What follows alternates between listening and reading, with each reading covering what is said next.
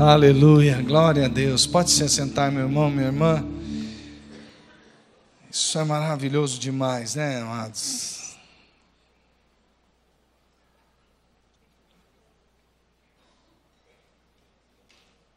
Já pensou aquele grande dia, você face a face com o Rei dos Reis, aquela multidão adorando a Deus?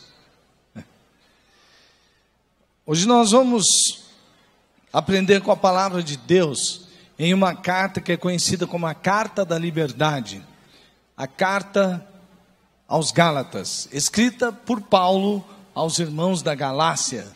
Nós vamos aprender coisas muito importantes e que são concernentes a este tempo. Os irmãos lá na Galácia, muitos anos atrás, estavam vivendo um problema. Alguns acreditavam que conheciam a lei, os mandamentos deixados por Deus através de Moisés, que eles precisavam guardar a lei para serem aceitos por Deus.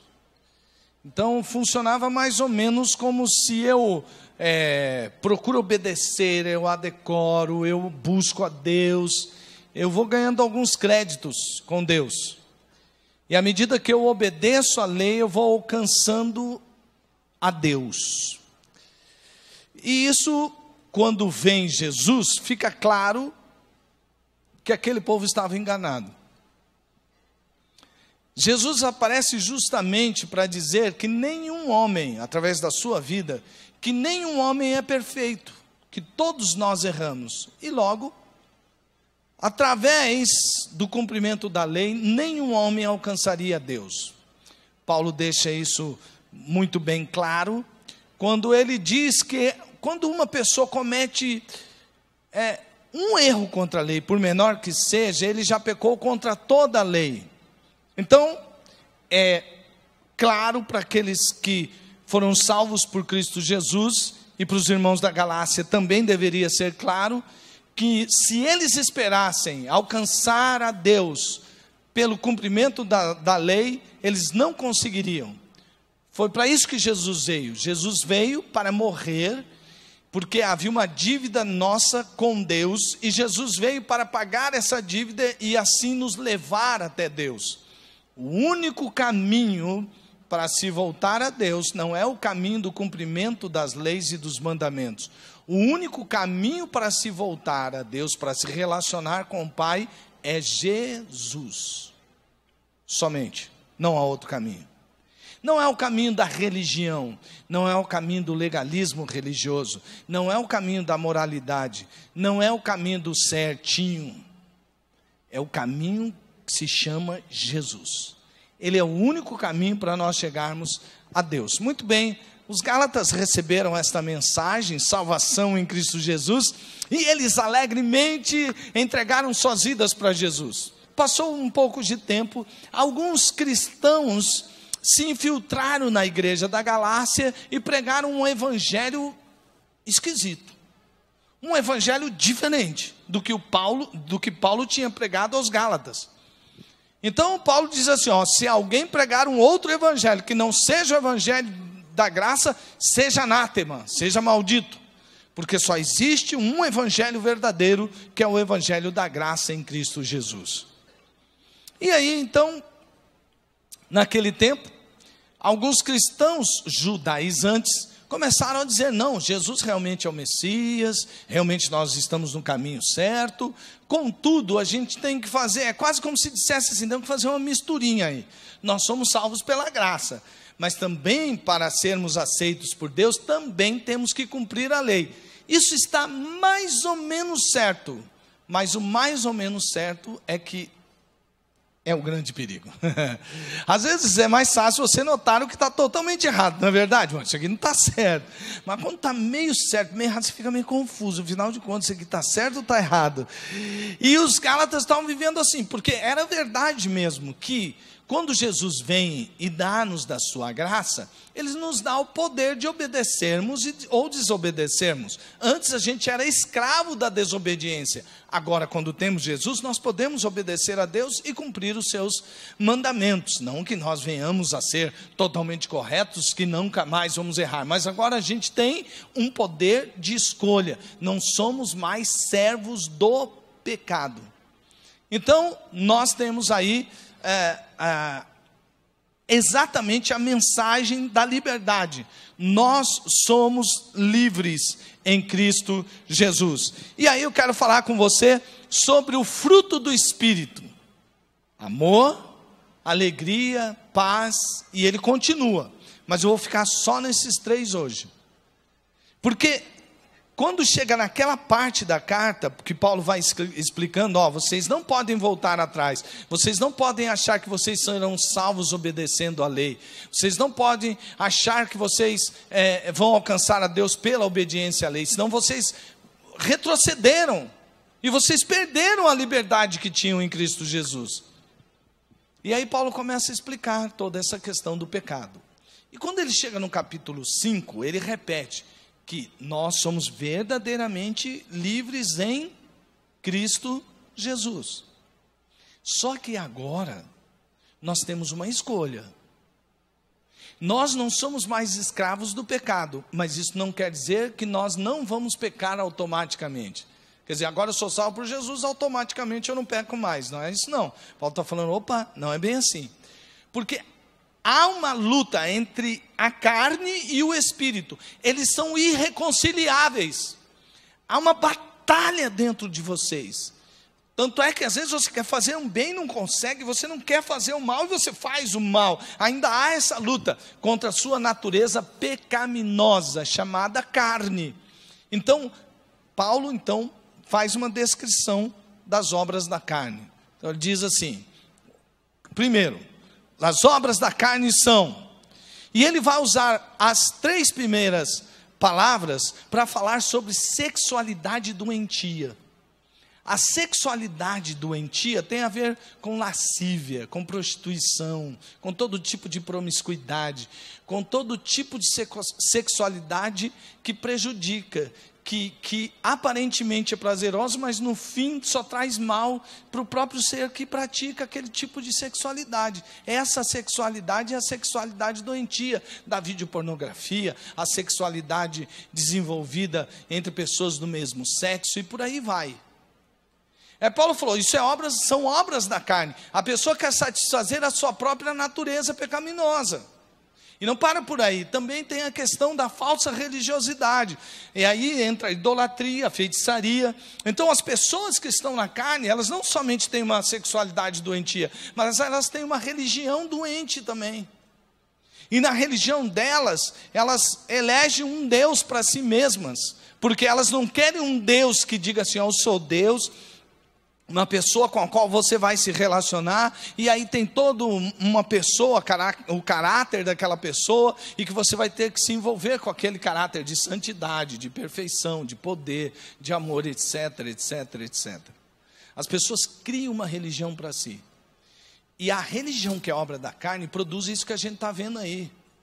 Produz isso que a gente está vendo aí, tem que mandar bomba não sei na onde, que tem que responder não sei o quê, são um bando de louco que acha que pode sair matando as pessoas, se elas não forem da religião delas, olha, isso daí é do diabo e mata as pessoas,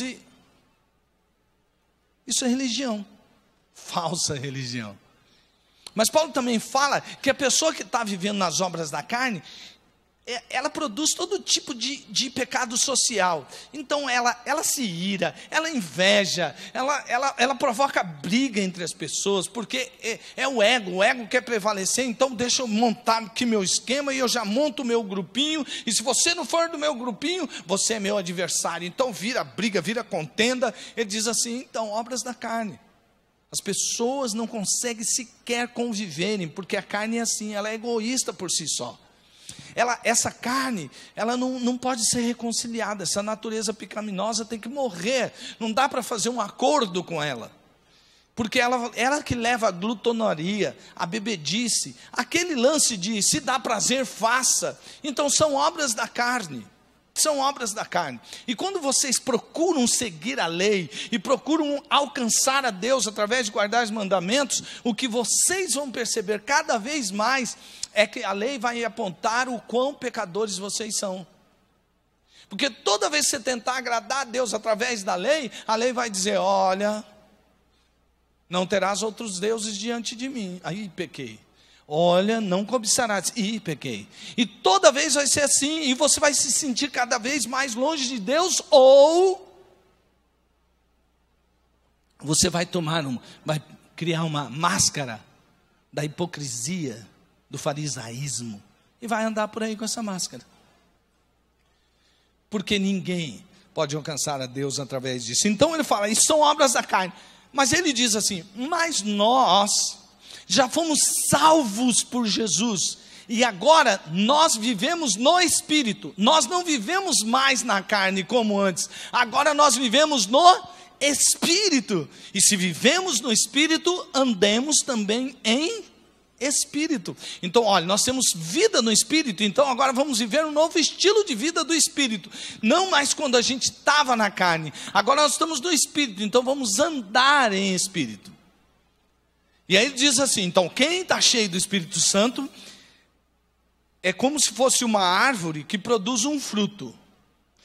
Eu não sei exatamente porque Paulo usa a carne, obras no plural, e porque ele usa fruto no singular, né? Mas mesmo usando fruto no singular, ele usa várias palavras. Então imagino que fosse assim, um fruto que você produz é como se fosse uma mexerica, uma tangerina, uma polcã. Você tem um fruto só, mas são vários gomos. E nos gomos tem, então, o fruto do Espírito, que são as qualidades interiores, que são as 3 mais importantes nessa lista, que é amor, alegria e paz. Diga comigo assim, eu sou livre. Não, você é livre ou não é livre? Então levanta a mão assim e fala, eu sou livre. Amém. Você é livre para viver no amor, na paz, na alegria e na paz. Você é livre para produzir o fruto do Espírito. Você não é mais escravo da carne. Você não é mais escravo da religião. Você agora é livre em Cristo Jesus. Amém? Então em Cristo Jesus você foi batizado no Espírito Santo, e batizado no Espírito Santo agora você pode produzir o fruto do Espírito, e hoje nós vamos trabalhar nesses 3 gomos desse fruto. Amor é a necessidade fundamental do ser humano. Nós fomos criados à imagem e semelhança de Deus, então nós temos necessidade de adorarmos a Deus. O homem pode negar isso. O homem secularizado, o homem ateísta, o homem agnosticista, do agnosticismo, o homem agnóstico, ele pode negar a Deus com a sua vã filosofia, mas a hora que ele olha para a humanidade, ele fala, putz, por mais que a gente negue, por mais que a gente tente tirar isso da humanidade, eles têm necessidade de adoração. E sabe qual a sua maior necessidade na adoração? Encontrar-se com o amor de Deus. Amor é a própria essência de Deus. Aliás, a Bíblia diz que Deus é amor. Deus é amor, e a necessidade, o amor de necessidade, o homem precisa desse amor. Aí ele procura satisfazer esse amor no amor filéu, que é o amor-afeição. O amor-afeição é um amor, e é necessário, eu preciso, mas só esse amor, ele não satisfaz totalmente você. Às vezes o homem procura saciar essa necessidade do amor, esse amor necessário, no eros, no amor erótico, do que sente o homem pela mulher, a mulher pelo homem, e esse amor é necessário, e ele é um amor lindo e aprovado, mas só esse amor não satisfaz a necessidade humana. Você pode ter vários tipos de amores. Na Bíblia aparece pelo menos 4 que são bem característicos, como o storge, mas o que você precisa mesmo é do amor ágape. O amor ágape é o amor de Deus. E por isso que quem está no Espírito produz o fruto do Espírito, que é o amor. O amor é o campo onde se semeia e cresce todas as virtudes. O amor é o campo onde se semeia, cresce e todas as outras virtudes dão seus frutos. O amor é a fonte originária de todas as demais virtudes, diz o comentário do Novo Testamento a respeito desses versículos. Eu achei linda essa declaração, porque isso é verdade. Como Jesus resumiu os mandamentos? Amar a Deus e ao próximo. O primeiro e grande mandamento qual é? Amar a Deus. Esse sempre será o primeiro e grande mandamento. Mas o semelhante a este é amar o próximo. O primeiro sempre tem que ficar no primeiro. Deixa eu dizer uma coisa para você, um alerta que eu recebi já há muitos anos, mas que me foi renovado esse alerta, lendo o livro de C.S. Lewis chamado Os Quatro Amores. Aconselharia você ler Quatro Amores, C.S. Lewis. Esse livro diz assim, que Deus é amor, mas nós temos que tomar cuidado para não inverter a frase, porque o amor não é Deus. E sabe qual o pior demônio que pode existir? É quando você idolatra o amor. Sem Deus. Você fica escravo. Escravo de algo que você não vai encontrar, você não vai satisfazer. Então C.S. Lewis diz, o pior dos demônios é quando a gente idolatra o amor. Por isso que a gente tem que pôr as coisas no lugar certo. Deus é amor. E quando você se encontra com o amor de Deus e o amor em Deus, aí você é satisfeito, completamente satisfeito. E a partir daí, todas as virtudes fluem. Você vai ver como elas estão conectadas ao decorrer desta palavra. O amor a Deus deve ser e o amor de Deus, mas o amor que nós damos a Ele deve ser aquele ponto inicial para a gente amar o próximo. Veja o que diz Jonathan Edwards, um dos avivalistas desta era moderna do cristianismo, um homem super culto, mas muito culto mesmo, mas um homem também extremamente piedoso e humilde. Ele disse assim: quanto mais um verdadeiro cristão ama a Deus, mais deseja amá-lo e mais inquieto fica por sua falta de amor por Ele. Eu vou repetir. Quanto mais um verdadeiro cristão ama a Deus, mais deseja amá-lo e mais inquieto fica por sua falta de amor por Ele. Não é assim que é? Quer ver? Eu te desafio, mergulhe no amor de Deus. Mergulhe em Deus. Você vai descobrir que Deus te ama tanto, mas Ele te ama tanto, mas Ele te ama tanto, mas Ele te ama tanto, que Ele foi capaz de entregar o seu próprio filho por amor a você. E olha que o filho dele sofreu muito. Eu duvido que um pai e uma mãe viriam um filho sofrer tanto como o pai viu, e ele não poder tirar o sofrimento do filho, tendo poder para isso, porque nos amou.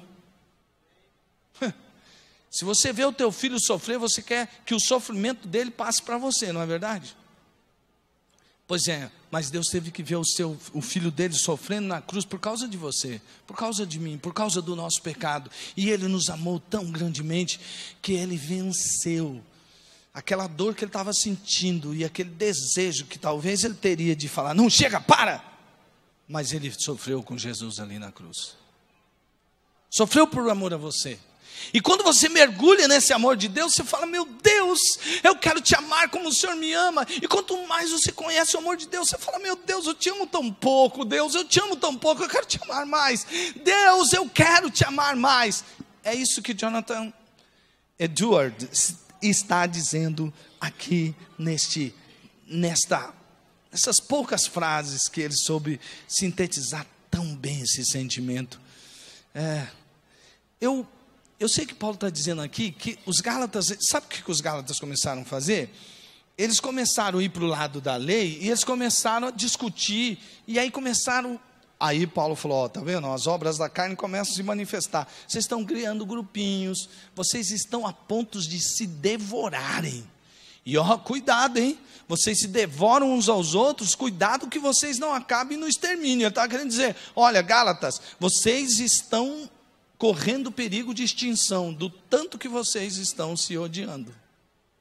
Mas como dentro da igreja, dentro do corpo, como é que isso é possível? E Paulo está dizendo assim, não pode ser assim. Quem tem o Espírito Santo produz o fruto do Espírito. E o fruto do Espírito é o amor. E aí, eu fui procurar em outro texto, Romanos capítulo 12, de 9 a 21, as 5 atitudes de quem ama. 5 atitudes de quem ama. Então veja se você está produzindo o fruto do Espírito, porque você pode. Quem ama é sincero, não pode haver amor falso. Não pode haver um amor fingido, isso não pode ser. Por isso que Paulo fala que o amor não seja fingido, porque isso não é amor.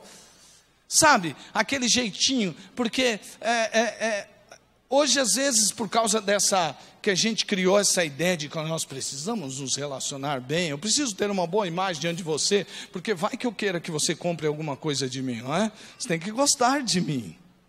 E as pessoas hoje sempre estão vendendo alguma coisa, né? Então tem que vender uma boa imagem. E aí ele chega perto de você e diz, ô meu querido, ô meu amado, ô meu lindo, ó linda, como você está bem hoje. Mas você não percebe que o lindo, que o querido, que o amado flui de uma verdade. Por isso Paulo diz assim, que o amor não seja fingido, que ele seja verdadeiro, que ele seja sincero. Amem de verdade. O amor, quando a pessoa ama, ela honra. A maior parte das pessoas parece que gostam muito mais de receber honra. Tem gente que até fica irritado quando uma outra pessoa está sendo tão elogiada. Uma vez eu estava numa reunião de líderes e eu elogiei uma pessoa, ele falou assim, aí eu fui repreendido por um outro colega, ele disse assim, ó, não elogia tanto, porque elogia estraga. Eu falei, uai, meu irmão, você está maluco? A gente tem que, Paulo diz nesse texto, que você deve preferir dar do que receber honra. Você já viu gente que é craque em dar honra? Quando você honra ele, ele fica meio desconcertado, não é verdade? Você passou honra, e está honrando ali, está honrando de verdade, você vai honrar ele, ele... Parece que ele fala assim, acaba logo com isso, eu não mereço, eu quero é honrar. Quem ama honra, quem ama serve. Jesus é o maior exemplo. Jesus, ele é o Senhor do amor. E ele veio para servir e não para ser servido.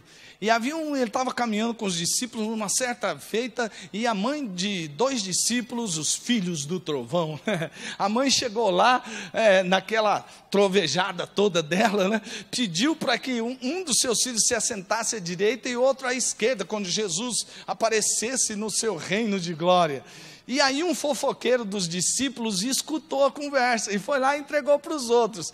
E falou assim, meu, sabiam ali, cara, que olha lá, a mãe dos filhos do trovão lá, ó, está dando a trovejada dela, ó, pedindo para que um se assente direita ou esquerda. Aí os discípulos ficaram revoltados, que negócio é esse? Eles querem ser maior que nós, o que é isso? Aí Jesus, ouvindo a conversa deles, falou assim, vocês estão enganados. No reino dos céus não funciona assim. No reino dos céus o maior servirá o... Porque Jesus estava dizendo assim, olhe para o meu exemplo. Deus assentado no seu trono. Eu abri mão do poder de ser Deus, me tornei homem. Todo homem é servo. Por isso que quando fala se tornando-se homem e servo, ou tornando-se servo e homem... Porque o único ser autônomo é Deus, o resto tudo é servo. Você fala assim, não, eu faço o que eu pretendo. Vamos ver se você faz o que pretende? Se você disser assim, não, eu posso pular de cima de um prédio. Você pode, pula para você ver. Tem a ação e a consequência. Aí você fala, não, então eu não posso pular porque eu não quero morrer. Está vendo? Se você fala assim, não, eu sou livre, por exemplo, não vou mais comer. Então não come.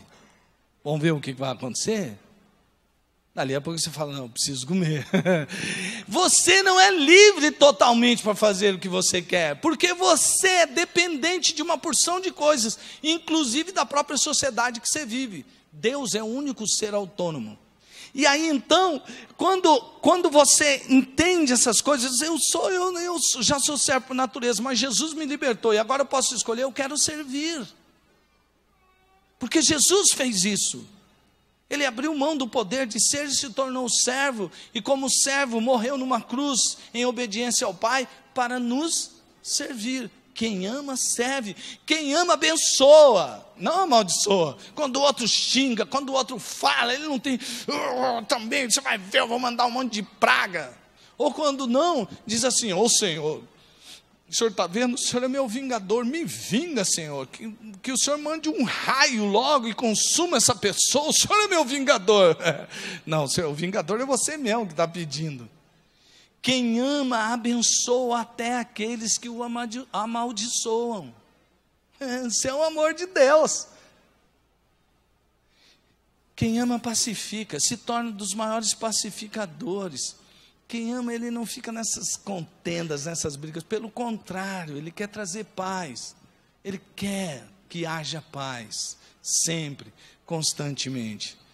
Sabe, falando sobre amor, é impossível não lembrar do hino do amor de Paulo, 1 Coríntios, capítulo 13, eu vou ler apenas uma parte. O amor é paciente, o amor é bondoso, não inveja, não se vangloria, não se orgulha, não maltrata, não procura seus interesses, porque o amor, a declaração do amor é primeiro você, depois eu.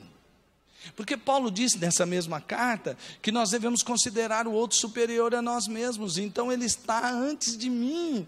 E quando eu me entrego nesse amor sacrificial, estou vivendo o amor de Deus. Não se ira facilmente, não guarda rancor. O amor não guarda rancor, porque o amor é perdoador na sua própria essência. Porque o amor sacrificial, o amor ágape, se demonstra principalmente em que Cristo Jesus morreu por nós, sendo nós ainda pecadores, para nos perdoar os pecados. O amor por si só é perdoador, então ele não guarda rancor. O amor não se alegra com a injustiça, ou seja, ele não ignora que há sofrimento e que há injustiça, mas se alegra com a verdade, eu quero ver a verdade. Tudo sofre, tudo crê, tudo espera, tudo suporta. O amor nunca acaba. Por isso que a declaração do amor é: aconteça o que acontecer, eu sempre estarei do teu lado, eu não abrirei mão de você. Não é isso que Deus faz conosco? É que às vezes a gente fala assim, vou contar, 3 chances para você, já errou uma vez, 1, 2, 3. Essa questão está fora da conta de Deus, porque se Ele pediu para nós perdoarmos 70 vezes 7, quantas vezes Deus já nos perdoou? Então Ele não diz não para nós porque nós pecamos. Deus sempre está ali pronto a perdoar, e o amor dele não se desfaz por causa dos nossos erros. Ele não desiste de caminhar conosco porque a gente pecou. Deus sempre está conosco. E sabe quando acaba esse amor de Deus para conosco? Nunca. Nunca. O amor de Deus nunca acaba. Assim nós deveríamos nos amar uns aos outros, não é verdade? Não é como nós fazemos às vezes, não, está difícil demais, eu desisto, larga a mão, parei, acabei com você. Não é assim que acontece até nos casamentos? Aquele que nós juramos até que a morte nos separe, e acabou durante alguns anos.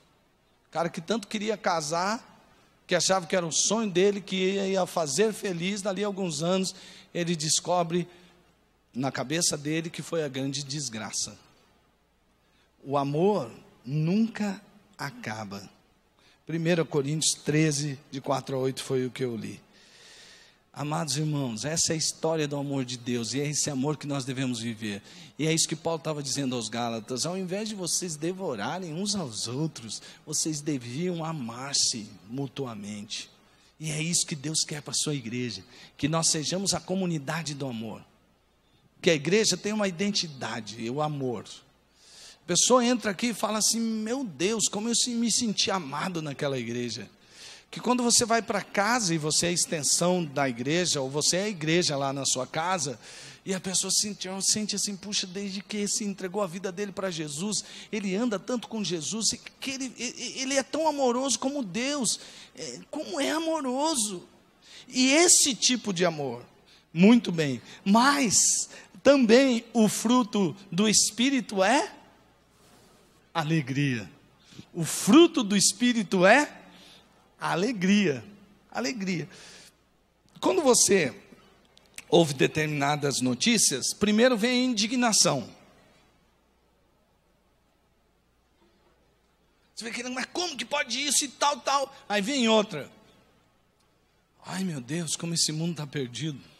Aí vem outra, você fala: que tristeza.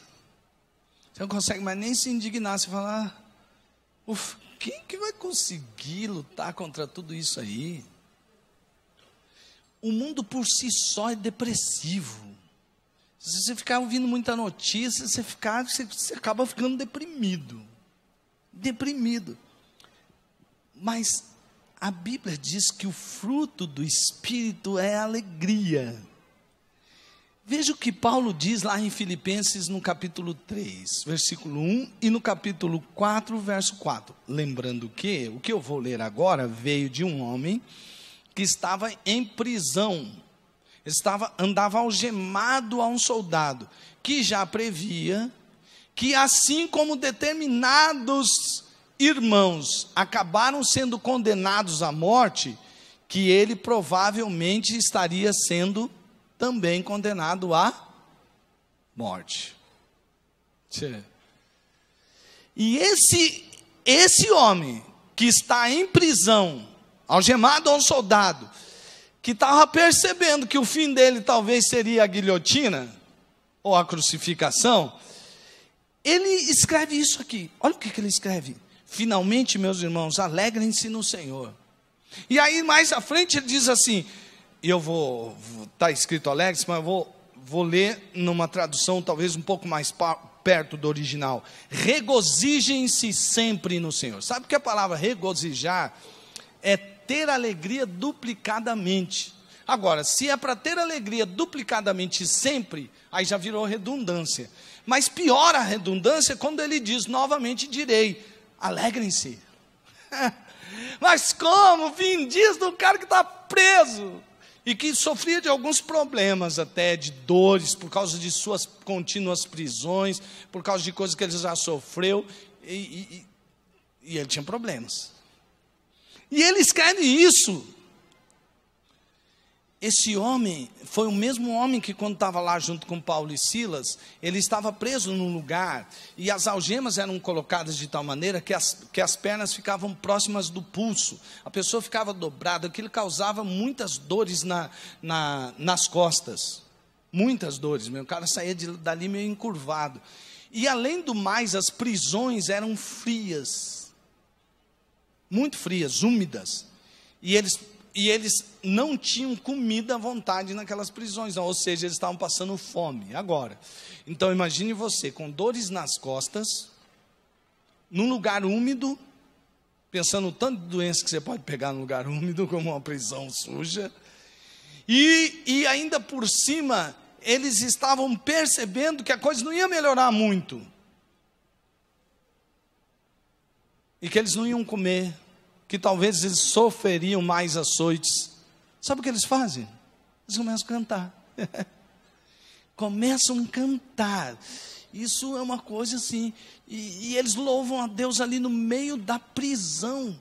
Esse mesmo Paulo que antes cantou na prisão é o cara que está cantando em prisão novamente, que está alegre na prisão novamente, mas ele não somente está alegre, ele está pedindo aos irmãos que ficam lá: puxa, Paulo está preso, como era gostoso quando ele vinha aqui, ele passava por aqui, ele pregava, ele orava por nós, ele nos exortava, ele nos ensinava tanta coisa, ele foi tão bondoso com a gente, ele amou tanto a gente. Oh Deus, liberta Paulo, Senhor, liberta Paulo. E Deus não libertava Paulo, e talvez a igreja fale, mas Deus, o Senhor já libertou tanta gente, o Senhor já fez tanta gente, o Senhor já curou cegos, o Senhor já até ressuscitou mortos, por que o Senhor não liberta Paulo? Porque tem certas coisas que acontecem na sua vida que você não tem explicação. Não é verdade? Pois é, e aí Paulo está dizendo para esses irmãos, não se entristeçam por causa do meu estado. Eu vou dizer para vocês, alegrem-se no Senhor.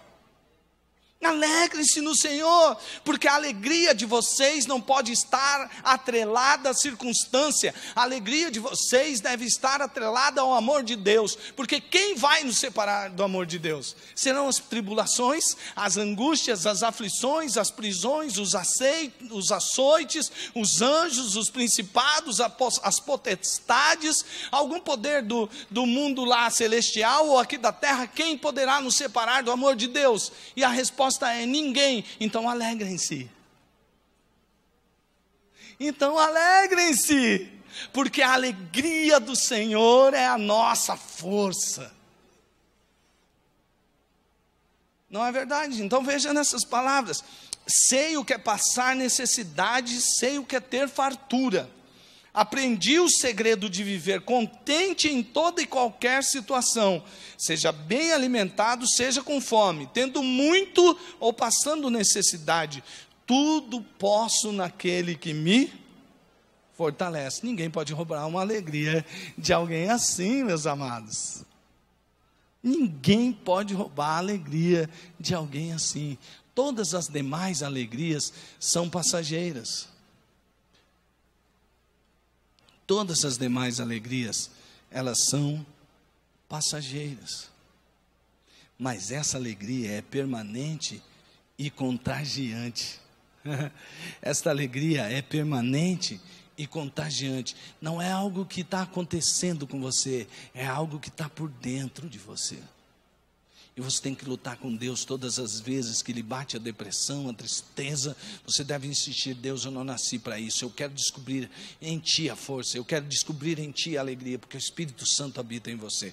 Não quer dizer que você não vai passar por momentos difíceis e angustiantes, mas você deve sempre se lembrar que o amor de Deus está sobre você. E por causa do amor de Deus, você pode ter alegria em todo o tempo. Amém? Mas o fruto do Espírito também é a paz. A paz que excede todo entendimento. A palavra alegria tem como raiz, o que tem como raiz a palavra graça. A graça gera o amor de Deus, porque Deus amou o mundo de tal maneira que deu o seu Filho. Isso é graça.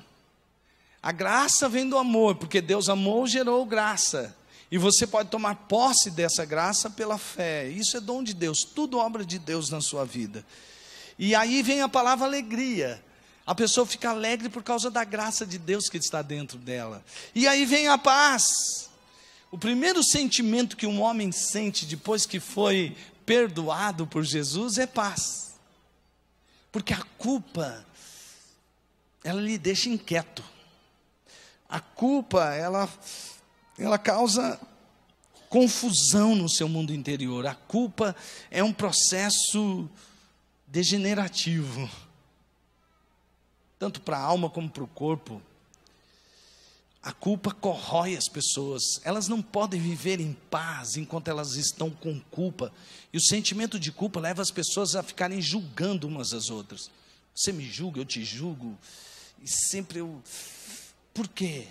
Porque não tem paz dentro de você. Quando tem paz, é isso que Paulo está dizendo. Enquanto vocês estavam na carne, vocês eram das obras da carne, vocês não tinham paz com ninguém. Mas quando Jesus Cristo entrou na vida de vocês, Ele lavou, redimiu vocês. Agora, nenhuma condenação há para os que estão em Cristo Jesus. Você é livre. Então não se culpe, seja livre. Seja livre. Olha, a paz é uma questão de treinar o seu mundo interior também. Tudo no poder do Espírito Santo. O fruto do Espírito Santo também é paz. Então, ela começa por dentro. Vou dar algumas dicas, e não quero aqui dessecar o assunto todo, mas algumas dicas. Veja só, guarde seu coração em Deus. Olhe sempre para Jesus. Deixe o Espírito Santo, que é o mestre consolador, fazer a obra dentro de você. Percebe? Guarde o seu coração, porque dali procedem as saídas da vida. Olhe sempre para Jesus. Lembra da experiência de Pedro? Quando ele olhava para o mar revolto, ele afundava, mas quando ele olhava para Jesus, ele tinha paz. O Espírito Santo, que é o mestre consolador, precisa fazer esta obra de pacificação no seu interior. Lembre-se que a paz não é ausência de problemas. Quem não tem problemas, isso não é paz. Faça de cada problema um motivo de oração, ou seja, entregue tudo a Deus. Quando alguém que já viveu um pouco como eu se lembra de paz, a gente lembra do quê? Paz e amor, bicho, né? No tempo dos beatniks, dos hippies, se pregava muito paz e amor, bicho. Sabe por quê? Haviam aquelas guerras no Camboja, haviam aquelas guerras no Vietnã, e houve um movimento, liderado às vezes por uma banda conhecida, chamada Beatles, e havia um dos promotores dessa paz, que dizia: para que guerra? Para que nação ficar brigando com nações? Nós precisamos de paz e amor, bicho. E com a sua famosa música, Imagine, ele pregou algo que aparentemente era bonito. Imagine um mundo sem fronteiras, onde não houvessem países, todos nós fôssemos de uma só nação. Imagine um mundo sem religião, sem essa brigaiada toda por causa da religião. Imagine, olha que mundo. E aí ele chega até a dizer: imagine um mundo sem céu, no heaven. Quem sabe até sem inferno. Para que a gente ficar nesse dualismo todo? Paz e amor, bicho. Deu certo? A paz não é ausência de guerra. A paz está aqui dentro. Quando Jesus é o Senhor da vida, o Espírito Santo habita aqui. A paz é fruto do Espírito. Quando Paulo fala aos romanos sobre paz, naquele texto que eu citei para você sobre o amor, ele diz assim: façam todo o possível para viver em paz com todos. Amados, nunca procurem vingar-se, mas deixem com Deus a ira, pois está escrito: minha é a vingança, eu retribuirei, diz o Senhor. Pelo contrário, se o teu inimigo tiver fome, dê-lhe de comer. Se tiver sede, dê-lhe de beber. Fazendo isso, você amontoará brasas vivas sobre a cabeça dele. Não se deixem vencer pelo mal, mas vençam o mal com o bem. Sabe, meu irmão, quando às vezes uma pessoa fica irritada com uma situação, e ela diz: isso não vai ficar assim, e ela se vinga, parece que a vingança tem um gosto doce. Às vezes quando se diz obras da carne e aí começa lá, são, né? Sexualidade doentia, você diz: não, isso aí é papo de crente, tudo cheio de regrinha, de religião. Ao que parece, nós somos tendentes a acreditar que se dá prazer, é bom. E é aí que Paulo está fazendo um contraste. Depende de qual o seu tipo de relacionamento com Deus. Aliás, o livro de Gálatas se trata exatamente de que vocês estavam tendo relacionamento com Deus em Cristo Jesus, e agora vocês querem voltar ao legalismo da religião. Não vai funcionar. Então, eu quero contar uma história para você que está na Bíblia, que eu acho que ilustra bem entre legalismo, libertinagem e graça. É a parábola do Deus pródigo. Não mudei o nome da parábola. Mas quem é pródigo ali é Deus, não é? Quem é o pródigo? Na parábola, um fazendeiro tem 2 filhos. O mais novo chega para o pai e diz assim: pai, eu sou jovem, quero gozar a vida. Afinal de contas, eu fico aqui na fazenda, não tem exatamente o que um jovem precisa, Deus. Ou pai, eu preciso, pai, eu preciso sair daqui, pai, eu quero ir para o baile, eu quero beber até cair, eu quero viver uma vida de sexualidade do jeito que eu quiser, eu quero fazer o que eu quiser, mas só que eu preciso de grana, pai. E eu sei que para receber uma boa grana, eu preciso da minha parte na herança. Mas eu sei que herança, presta atenção, só se o pai morre. Mas já que o senhor não morre, né, pai? Dá para o senhor me dar a minha parte? O pai tristemente lhe dá a parte. Ele sai e vai lá e gasta tudo que ele tem com festas, bebidas, libertinagem, licenciosidade e tudo mais. Aí o dinheiro acabou, porque um dia o dinheiro acaba. E esse jovem, pelo jeito, não queria saber de trabalho, né? Porque ele queria sair um pouco da fazenda do pai, porque lá tinha horário, tinha trabalho. E lá, a hora que ele tinha bastante dinheiro, ele acordava a hora que ele queria, trabalhava, se quisesse, se não quisesse, não trabalhava. Muito bem. O dinheiro acabou. Ele falou, bom, preciso comer. Eu preciso viver. Então ele foi procurar emprego, mas naquela terra, aquela terra estava em crise. Ele não arrumava emprego, até que ele achou um emprego de cuidador de porcos. E aí então ele chega para o senhor chega para ele, beleza, eu tenho um emprego. Se você quiser, você vai lá, trabalha com os porcos e vive lá. Falou, não, mas como assim? Ah, tem uma casa lá perto, mora no chiqueiro. Bom, para quem não tem casa nenhuma, que é uma ideia morar no chiqueiro, né? E como o quê? Ué, mesma comida que eu der para os porcos, você come, você não está com fome? Quem está com fome, come qualquer coisa. E lá vai ele naquela vida. Dali a pouco ele percebe assim, puxa, na casa de meu pai, até o empregado dele vive melhor do que eu estou vivendo. E esse senhor, veja, este senhor não é bondoso como meu pai. E eu estou aqui comendo com porcos. Eu já sei, eu vou voltar para meu pai e falar para ele assim, pai, pequei contra os céus e contra ti, já não sou digno de ser chamado teu filho, trata-me como um de seus empregados. Ele até ensaiou o texto, porque parece que ele está ensaiando ali. Ele volta, e quando ele está chegando, o pai dele está na porteira, como fazia várias vezes. E a hora que ele olha, meu filho está vindo, ele corre e vai enquanto o filho está com o texto gravado, ele nem percebe que o pai não está nem aí porque ele vai falar. Ele olha e o filho diz, pai, eu pequei contra os céus e contra ti, já não sou digno de ser chamado seu filho, mas me trata como um empregado.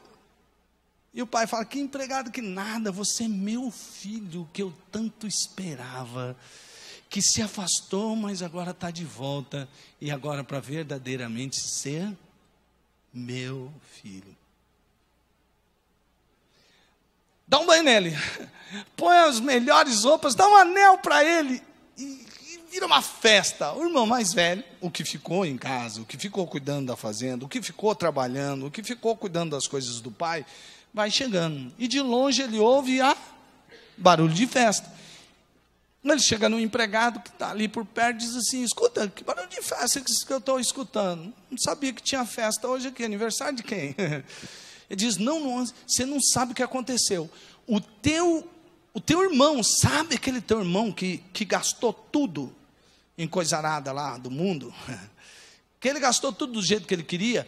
Então, mas seu pai pensou que ele tinha morrido. O teu irmão, aquele que teu pai ficava esperando toda vez na porteira para ver se ele voltava, ele voltou. E o seu pai está feliz, todo mundo está feliz, nós estamos fazendo a maior festa. E o teu pai deu roupas novas para ele e colocou o anel da família nele. A hora que falou isso, eu falei, peraí, colocou o quê? O anel da família? Já sei.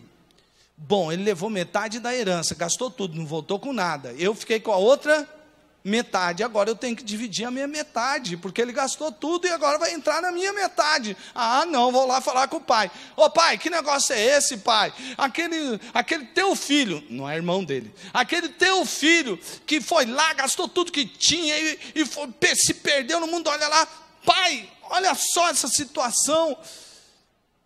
E agora ele vem com esse papo de: pai, pequei contra os céus e contra ti. Ai, me faz como um empregado teu. E o senhor com esse coração mole, põe o anel no dedo dele de novo, pai. De quem era a fazenda? Aquele filho, eu acho que não notou isso, na verdade.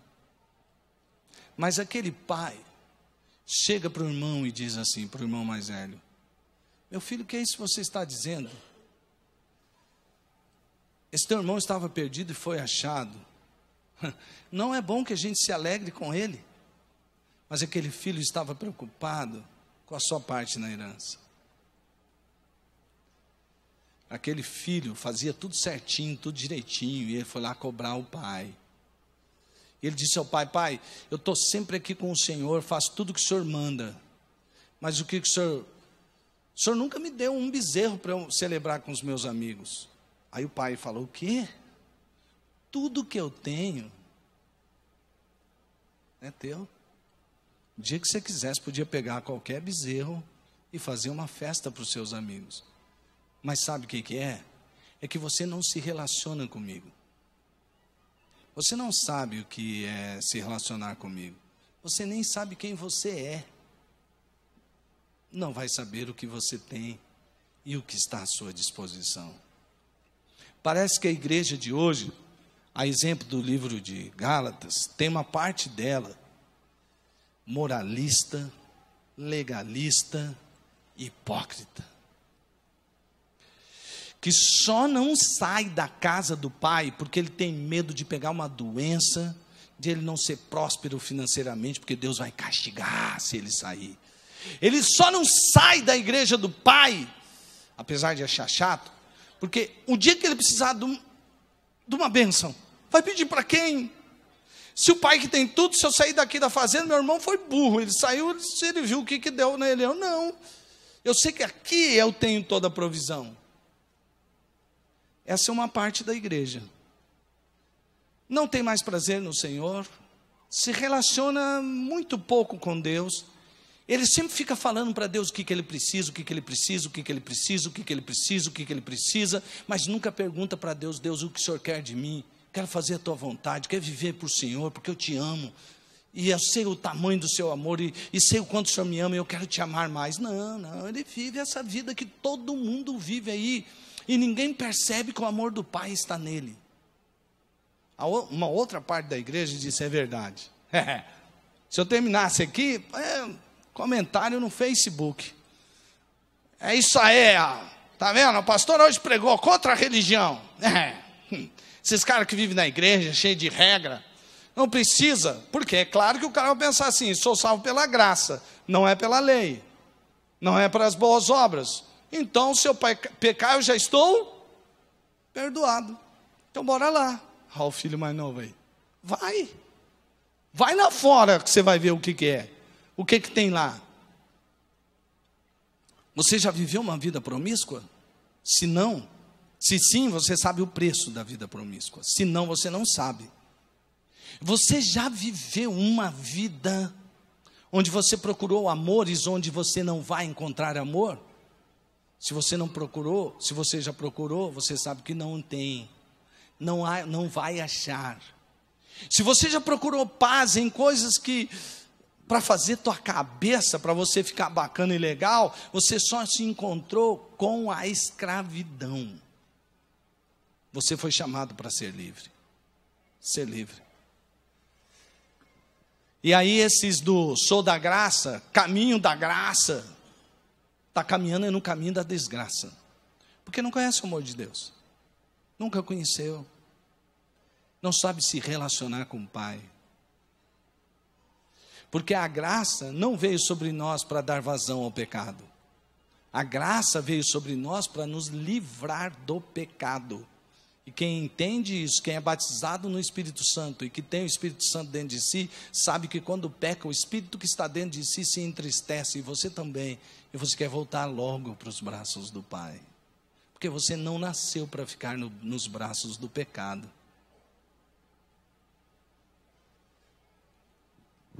Você é livre. Você é livre. E você pode escolher. Quem não conhece Jesus não pode escolher. Não tem como. Mas você é livre. Você pode escolher produzir o fruto do Espírito Santo. Deixar fluir Deus, o amor de Deus em você. Deixar fluir a alegria interior, a alegria de Deus em você. Deixar fluir a paz que excede todo entendimento. Amém? Fique em pé, filho de Deus. Fique em pé, livre. Fique em pé. Você é livre. Você é filho de Deus. Você já foi liberto, lavado e redimido pelo sangue de Jesus. Ninguém pode separar você do amor de Deus. Ninguém pode separar você do amor de Deus. Ninguém pode tirar a alegria que o amor de Deus causa na sua vida. Ninguém pode tirar a paz que excede todo o entendimento, porque essa paz, ela não está atrelada às circunstâncias, ela vai além. Amém? Amém, amados irmãos? Glória a Deus. Veja só, eu vou pedir para a equipe vir aqui, por favor, e nós vamos cantar aquela música Rei e Salvador novamente. Eu gostaria de que você, nessa música, tivesse uma relação de amor com o Pai. Que você experimentasse um pouquinho agora, alguns minutinhos dessa música. Uma relação, experimentar, falar: Deus, me visita com a experiência da consciência, da certeza que esse amor habita em mim. Me visita, Pai, com a alegria do Espírito. Me visita com essa paz. Você vai experimentar a liberdade. Relacione-se com o Pai. Não porque Ele tem coisas que você precisa. Relacione-se com o Pai por amor a Ele. Porque Ele não se aproximou de você porque Ele precisava de algo que você tinha para dar a Ele. De bens ou qualquer coisa assim, ou de livramento para Ele, porque Ele é autônomo. Ele podia viver sem você, mas você não podia viver sem Ele. E Ele se tornou um só com você, por amor a você. E agora, Ele não pode mais viver sem você. Cante.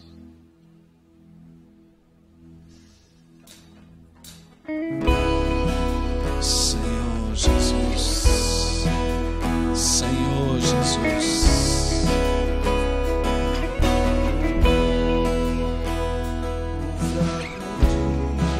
O que é que o fraco diz? Por quem?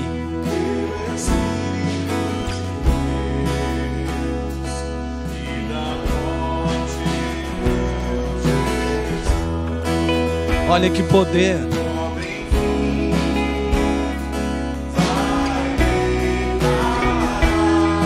O que? Deus é minha porção e abençoado.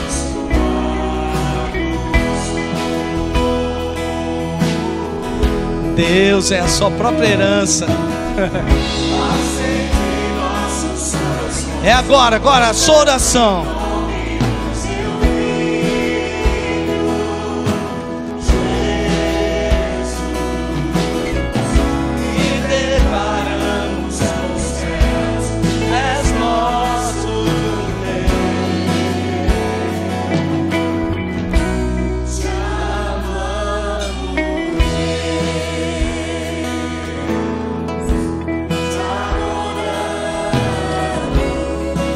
Adore o Senhor, face a face.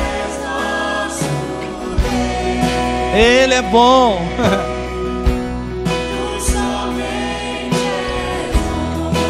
Jesus maravilhoso, Rei dos Reis. Deixa a igreja. Olha aí. Ele amou a noiva e fez o quê? Fez isso porque amou você. Seja bem-vindo ao lar, filho. Seja bem-vindo de volta. E o quê? Você foi adotado para sempre e você é dele. Peça agora. Acende em nossos corações o fogo em nome do teu Filho.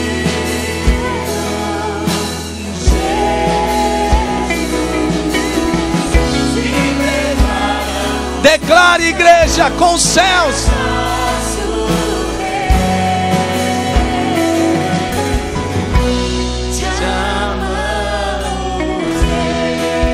Nós te amamos, ó Deus, porque o Senhor nos amou primeiro. Você tem o privilégio de adorar, adore-o.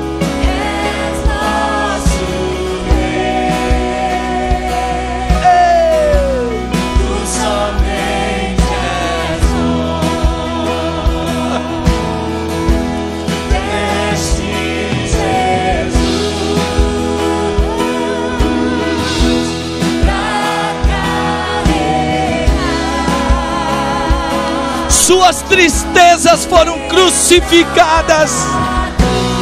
Nasceu a alegria, nasceu a esperança.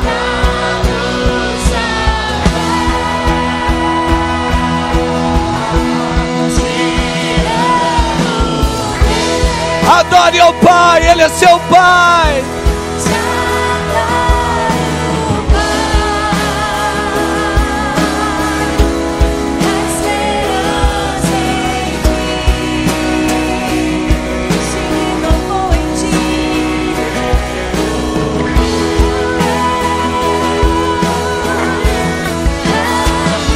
Dá a sua vida, entregue a sua vida.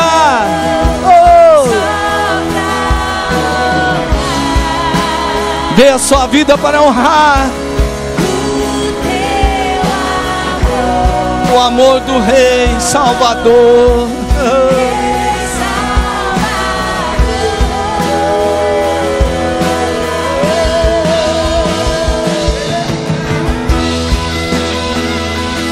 Oh Senhor Deus,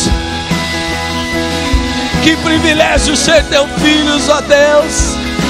Sermos teus filhos, ó Deus, que privilégio, ó Deus. O Senhor não nos chamou para sermos criaturas privilegiadas.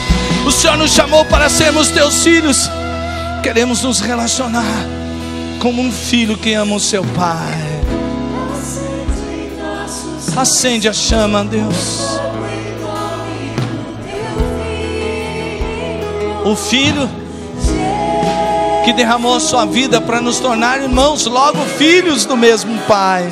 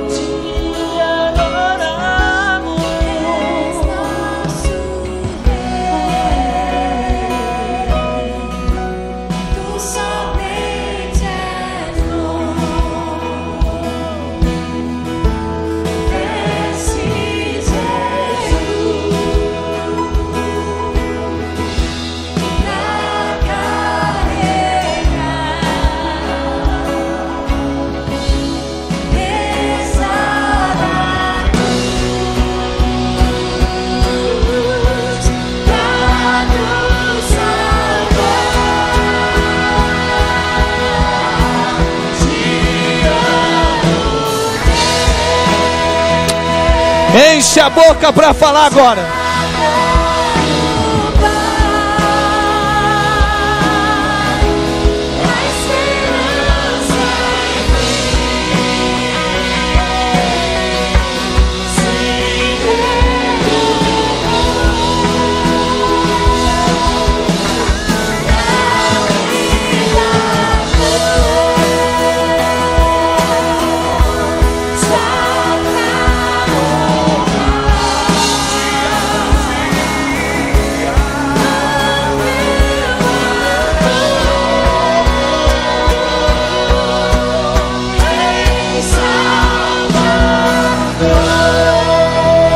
Aplauda bem forte ao Senhor.